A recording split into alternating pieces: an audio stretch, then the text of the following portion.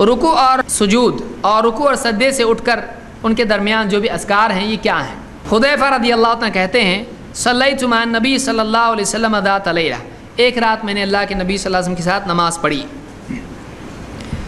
تو کہتے ہیں کہ ثم رکع فجعل یقول سبحان ربی العظیم، تو آپ نے رکوع کیا اور آپ رکوع میں سبحان ربی العظیم کہتے رہے، فکان رکوعہ نحو من قیامہ، آپ کا رکوع آپ کے قیام ہی کی طرح تھا، جیسے قیام لمبا تھا رکوع بھی لمبا تھا۔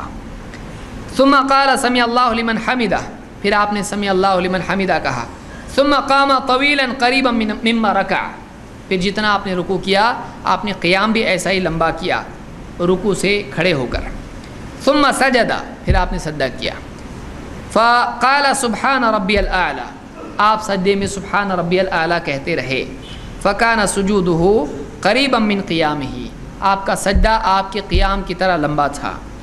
اور ایک روایت میں ہے فقال سمع اللہ لمن حمدہ ربنا لک الحمد، سمع اللہ لمن حمدہ کے بعد میں آپ نے کیا کہا؟ ربنا لک الحمد۔